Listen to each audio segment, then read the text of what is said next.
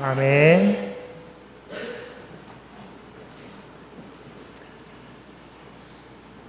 오늘은 우리 창조절 둘째 주일입니다.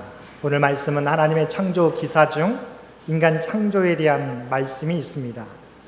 이 말씀 가운데 우리를 향한 하나님의 계획과 우리가 어떻게 살아가야 되는지가 나와 있습니다.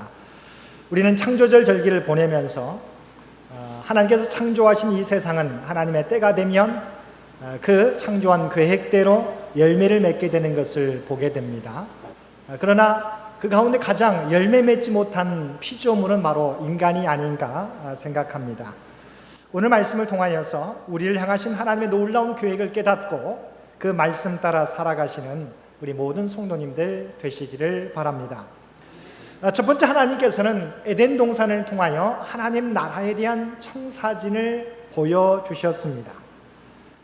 하나님께서는 혼돈과 흑암이 가득한 가운데 말씀으로 천지를 창조하셨습니다. 창세기 1장과 2장에 보게 되면 하나님의 창조 기록이 나옵니다. 하나님이 6일 동안 우주 만물을 차례대로 창조하셨습니다. 그 방법은 무엇이었습니까? 말씀으로였습니다. 그래서 창세기 1장에 보게 되면 하나님이 이르시되라는 말씀이 계속 반복되어 나타납니다. 3절과 6절, 9절과 11절, 14절, 20절, 24절, 그리고 이와 병행하여 반복되는 표현이 또 있는데 그것은 무엇입니까? 그대로 되니라입니다.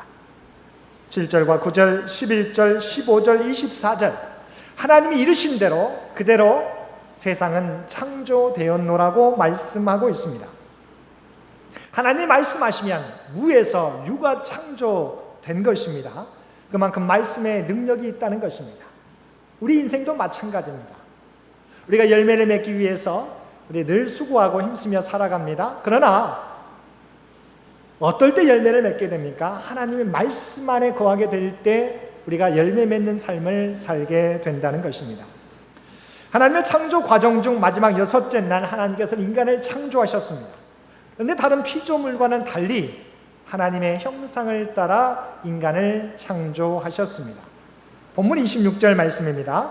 하나님이 이르시되 우리의 형상을 따라 우리의 모양대로 우리가 사람을 만들고 그들로 바다의 물고기와 하늘의 새와 가축과 온 땅과 땅에 기는 모든 것을 다스리게 하자 하시고, 하나님께서는 자신의 형상을 따라 사람을 창조하시고 그들에게 복을 주시면서 하나님의 대리자로 만물을 다스리는 사명을 맡겨주셨습니다. 그리고 그들을 하나님의 나라의 모델이라고 할 수 있는 에덴 동산에 살게 하셨습니다. 창세기 2장 8절입니다. 여호와 하나님이 동방의 에덴에 동산을 창설하시고 그 지으신 사람을 거기 두시니라. 에덴 동산은 하나님께서 우리에게 허락하신 낙원이었습니다. 하나님과 날마다 소통하며 이 땅에서 살아가기에 부족함이 없는 모든 것이 풍족한 그곳이 에덴이었습니다. 그곳에서 인간은 하나님께서 베푸신 모든 것을 누릴 수 있었습니다. 그런데 하나님께서 이 복을 누리는데 한 가지 제한을 두셨습니다. 그것이 무엇입니까? 그것은 선악과를 따먹지 말라는 것입니다. 이것은 에덴 동산에서 하나님의 복을 누리기 위한 전제 조건이었습니다. 이 명령은 피조물로서 하나님의 주권을 존중하라는 것입니다. 아무리 인간을 하나님의 형상대로 탁월하게 창조하고 이 세상을 다스리는 고난을 주셨더라도 인간은 어디까지나 피조물이라고 하는 사실을 기억하라는 것입니다. 만일 이를 어기면 하나님과의 관계가 끊어지고 하나님의 복을 누리지 못하는 것입니다. 창세기 2장 16절과 17절 말씀입니다. 여호와 하나님이 그 사람에게 명하여 이르시되 동산 각종 나무의 열매는 내가 임의로 먹되 선악을 알게 하는 나무의 열매는 먹지 말라. 내가 먹는 날에는 반드시 죽으리라 하시니라. 하나님께서는 자신의 형상을 따라 인간을 창조하셨습니다. 그리고 또 이 세상을 다스리는 고난을 주셨고 에덴 동산에서 그 모든 하나님의 예비한 축복을 누리게 하셨어요. 이것이 하나님의 온전한 계획입니다. 그런데 또한 그 축복을 누릴 수 있는 한 가지 전제 조건을 두셨는데 그것은 선악과를 따먹지 말라는 것이었습니다. 이 말씀만, 이 명령만 우리가 준행하게 되면 우리는 하나님께서 계획하신, 예비하신 모든 복을 누리며 살 수 있었습니다. 사실 하나님께서 만드신 그 에덴의 의미가 무엇입니까? 기쁨이라고 하는 의미입니다. 참된 기쁨, 참된 행복을 누리려면 오직 하나님의 말씀 안에 거할 때 누릴 수 있다는 것입니다. 그러나 반대로 하나님께서 이런 계획, 우리가 복을 누릴 수 있는 계획을 우리에게 허락해 주셨는데 만약 우리가 이 계명, 이 하나님의 계획을 어기고 불순종하게 되면 하나님과의 관계는 끊어지고 영원한 탄식과 슬픔 가운데 놓이게 된다는 것입니다. 이것이 하나님께서 에덴 동산에 인간을 창조하고 두신 하나님의 원래 계획이셨습니다. 그런데 어떤 일이 일어났습니까? 인간은 하나님의 말씀에 순종하기만 하면, 하나님의 명령 안에 거하기만 하면 하나님께서 예비해 주신 이 모든 하나님의 계획 가운데 모든 복을 누릴 수 있었습니다. 그런데 인간의 불순종으로 말미암아 하나님 나라의 청사진이 산산조각이 나버렸습니다. 하나님께서는 인간을 하나님의 형상을 따라 지으셨습니다. 그러나 로봇처럼 만들지 않으셨어요. 꼭두각시처럼 만들지 아니하셨어요. 자유의지를 주셔서 인간 스스로가 내 안에 있는 하나님의 형상을 발견하고 그 형상을 따라 살기를 하나님께서는 원하셨습니다. 그런데 에덴 동산의 아담과 하와는 하나님의 형상을 따라 살기보다 도리어 자신들이 하나님과 같이 될 수 있다고 하는 사단의 유혹에 빠져서 하나님의 명령을 어겼습니다. 창세기 3장 4절에서 6절 말씀입니다. 뱀이 여자에게 이르되 너희가 결코 죽지 아니하리라. 너희가 그것을 먹는 날에는 너희 눈이 밝아져 하나님과 같이 되어 선악을 알 줄을 하나님이 아심이니라. 여자가 그 나무를 본즉 먹음직도 하고 보암직도 하고 지혜롭게 할 만큼 탐스럽기도 한 나무인지라. 여자가 그 열매를 따먹고 자기와 함께 있는 남편에게도 주매 그도 먹은지라. 하나님 나라의 청사진은 하나님의 명령을 따라 살아가게 되면 하나님의 형상을 따라 창조된 인간이 이 모든 복을 누리며 살 수 있었습니다. 근데 인간은 스스로 주인 되고자 하는 욕심 때문에 하나님의 명령에 불순종함으로 축복의 동산, 에덴 동산에서 그 기쁨과 복을 누리지 못하고 쫓겨나게 되었습니다. 뿐만 아니라 하나님께서 경고해 주신 대로 하나님의 명령을 어기고 선악과를 따먹은 인간에게는 흙으로 돌아가는 또한 죽음의 심판이 내려지게 되었습니다. 창세기 3장 19절 말씀입니다. 내가 흙으로 돌아갈 때까지 얼굴에 땀을 흘려야 먹을 것을 먹으리니 내가 그것에서 취함을 입었습니다. 너는 흙이니 흙으로 돌아갈 것이니라 하시니라. 하나님의 명령에 불순종한 인간은 하나님의 모든 복을 누릴 수 있는 에덴 동산에서 쫓겨나게 되었습니다. 그리고 스스로 땀을 흘려야 그들이 양식을 얻을 수 있었습니다. 또한 하나님의 축복의 동산에서 쫓겨남으로 인하여서 각종 저주와 비극을 경험하게 되었습니다. 인간의 불순종으로 말미암아 하나님께서 예비 주신 하나님의 계획은, 첫 번째 계획은 무참히 깨지게 되었던 것입니다. 이것이 인간의 본연의 모습이었습니다. 인간이 처하게 된 안타까운 상황이었습니다. 그런데 하나님은 인간의 범죄로 말미암아 깨진 하나님의 계획을, 하나님의 청사진을 포기하실 수 없으셨습니다. 또한 하나님의 형상을 따라 지으신 인간을 또한 포기하실 수 없으셨습니다. 그래서 하나님께서는 하나님 나라의 청사진을 회복하고 또한 구원의 계획을 세우시고 우리에게 말씀해 주셨습니다. 창세기 3장 15절 말씀입니다.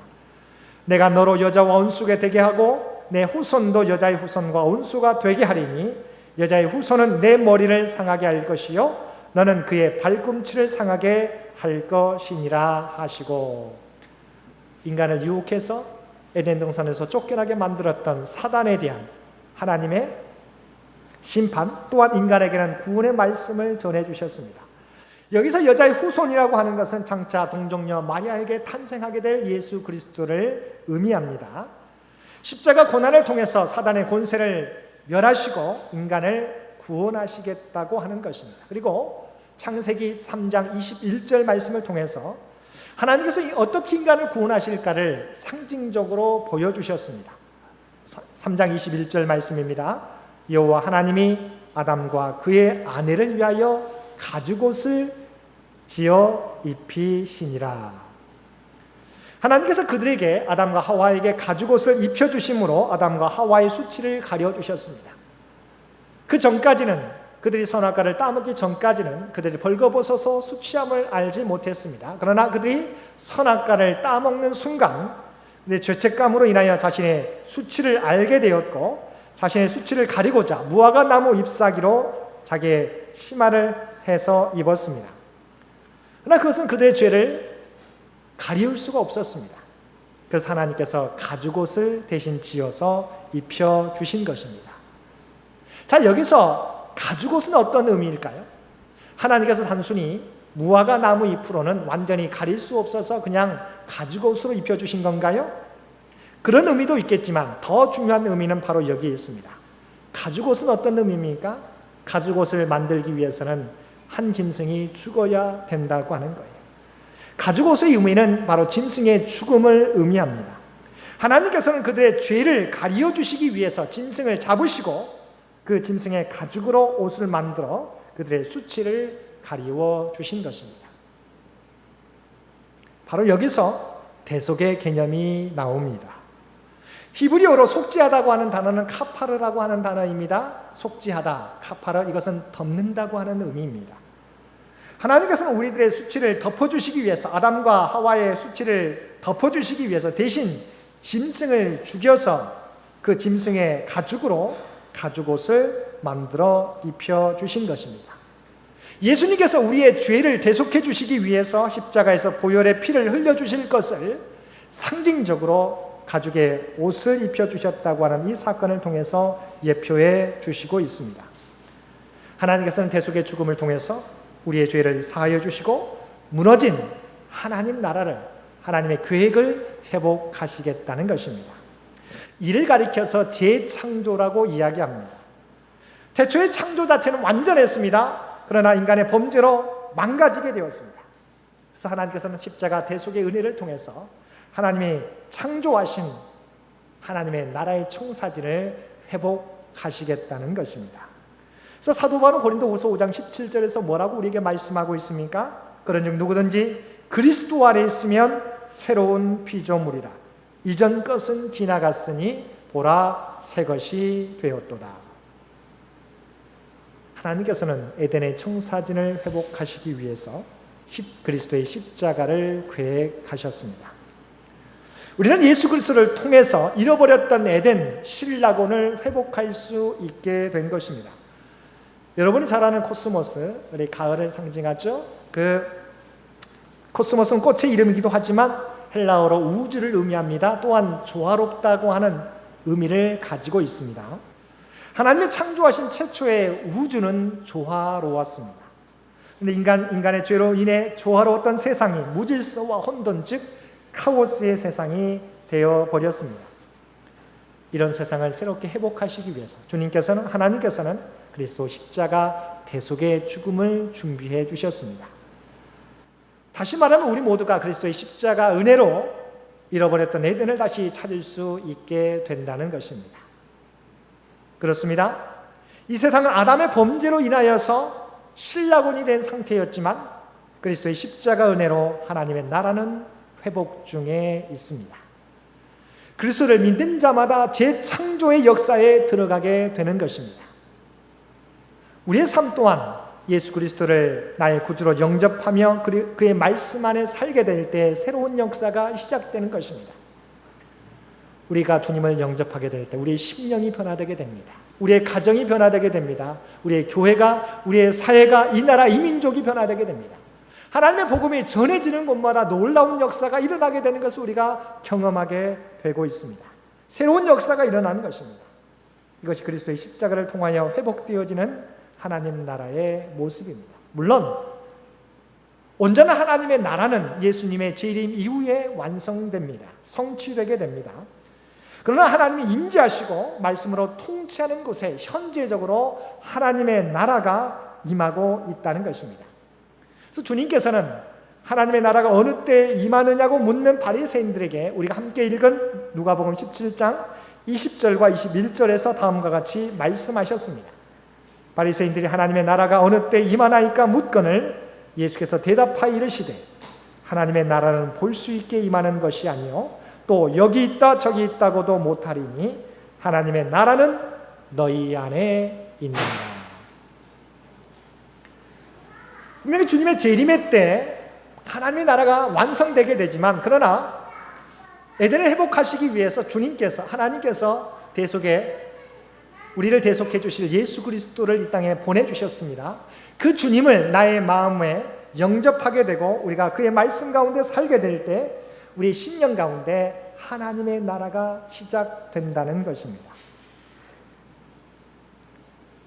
사랑하는 성도 여러분, 하나님께서는 이처럼 하나님의 형상을 입은 우리를 포기하지 않으시고 그리스도의 십자가 은혜를 통하여 잃어버린 하나님 나라를 회복하고 계십니다.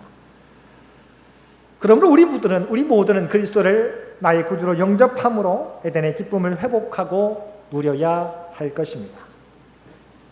그러나 새 에덴의 축복은 입술의 고백만으로 이루어지지 않습니다. 구체적으로 말씀에 순종하는 삶이 있어야 한다는 것입니다. 그리고 내 생각과 내 욕심대로 살아온 것을 회개하며 하나님의 말씀 따라 살아가야 하는 것입니다. 그래서 많은 우리 그리스도인들이 날마다 큐티를 통해서 하나님의 말씀을 통하여서 오늘 나를 향한 하나님의 말씀을 듣고 그 말씀 가운데 살아가려고 노력합니다. 여러분, 하나님의 나라는 온전히 내가 주님을 그리스도로 고백할 뿐만 아니라 날마다 하나님의 말씀에 복종하며 살아갈 때 이루어지는 것입니다.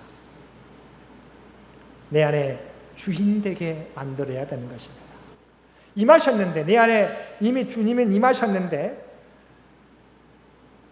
항상 우리는 주님의 말씀대로 살지 못하고 언제나 내 뜻 가운데서 살아갈 때가, 내 주장이 내 생각이 앞설 때가 너무도 많다는 것입니다.